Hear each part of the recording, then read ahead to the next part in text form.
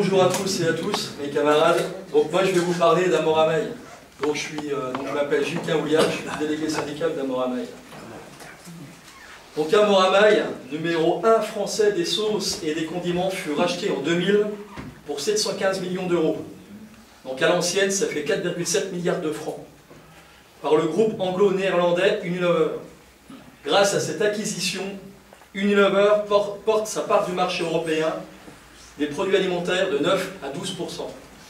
En 2004, le groupe Unilever procédait à l'inauguration du centre de recherche en grande pompe avec l'appui du centre Vitagora, des élus de la région de Bourgogne et le ministère du Travail.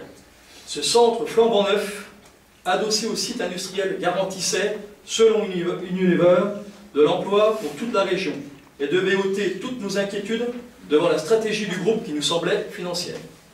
4 ans plus tard, c'est la fermeture complète de tout ce qui devait être la fierté de tous.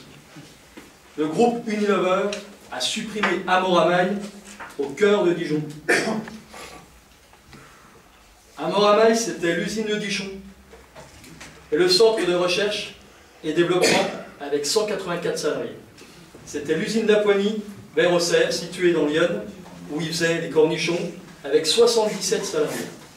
C'était le centre logistique, situé à Chevigny-Saint-Sauveur, avec 57 salariés. Et c'est l'usine de Chevigny, avec 192 salariés, avant la restructuration. Nous avons été victimes de la politique des coûts, d'une stratégie industrielle et financière, dévastatrice pour l'emploi et le symbole dijonnais. Victime d'avoir généré à l'époque un bénéfice de 22,7 millions d'euros à un groupe qui avait gagné à fin septembre 2008 déjà 1,7 milliard d'euros. Les conséquences de cette stratégie financière ont été dévastatrices. La fermeture de 2 sites sur 3 dans la région bourguignonne, dont celui de la ville de Dijon. 296 suppressions d'emplois au sein d'Amoramay.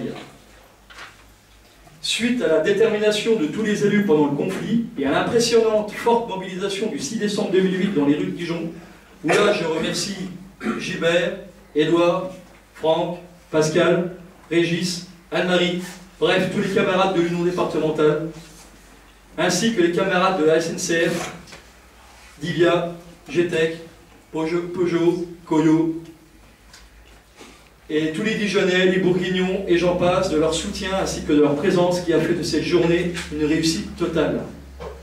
Tel que pour mettre fin au conflit, le président Amoramay a proposé de créer des postes supplémentaires en rajoutant de nouvelles lignes et de ramener du tonnage en volume.